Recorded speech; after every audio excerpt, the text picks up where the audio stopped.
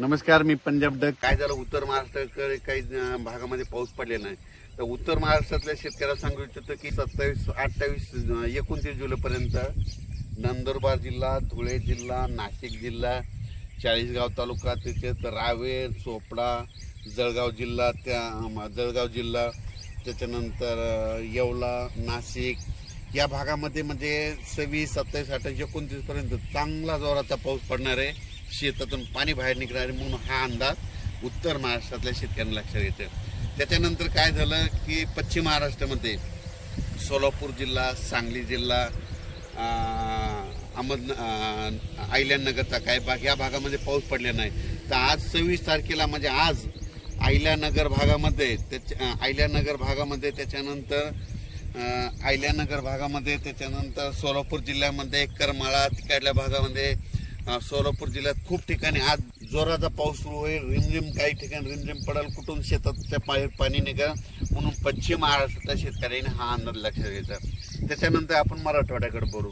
मराठवाड्याकडे सांगायचं झालं तर लातूर जिल्हा, धाराशिव जिल्हा, बीड जिल्हा, परभणी जिल्हा, जालना जिल्हा, संभाजीनगर, त्यांना नांदेड, हिंगोली या जिल्ह्यामध्ये म्हणजे आज 26, 27, 28 पर्यंत चांगला दुपारनंतर जोरानं पाऊस येईल. सरी येत राहतील, जोरानं पाऊस येईल, पुन्हा मग कमी होईल, पुन्हा रिमझिम येईल. पण 28 तारखेपर्यंत मराठवाड्यामध्ये ह्या 5-7 जिल्ह्यामध्ये पाऊस 28 तारखेपर्यंत चालू राहणार आहे आणि 29 नंतर सूर्यदर्शन होणार आहे. त्याच्यानंतर काय करू, पूर्व विदर्भाकडे. पूर्व विदर्भामध्ये वर्धा, नागपूर, भंडारा, अमरावती, अकोला, बुलढाणा, त्याच्यानंतर वाशिम, यवतमाळ या भागामध्ये 26, 27, 28, 29 तारखे 1-2 तारखेपर्यंत ह्या पट्ट्यामध्ये पूर्व विदर्भामध्ये ह्या भागामध्ये पाऊस असणार आहे म्हणून हा अंदाज लक्षात येतं.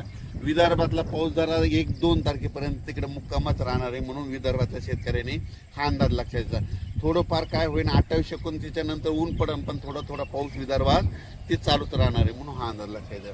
त्याच्यानंतर काय सांगायचं झालं तर पूर्व विदर्भ, पश्चिम विदर्भ, दक्षिण महाराष्ट्र, उत्तर महाराष्ट्र, कोकणपट्टी, खानदेश सगळीकडं आज म्हणजे असा रिमझिम पाऊस सुरू होईल. कुठं जोरात येईल, पुन्हा कमी होईल, पुन्हा जास्त होईल, पण हा पाऊस पडतच राहणार आहे. आणि कोकणातला पाऊस मात्र जोरानं पडणार आहे हे म्हणून लक्षात घ्यायचं. अचानक वातावरणात बदल झाला तर लगेच एक मेसेज दिला जाईल. धन्यवाद.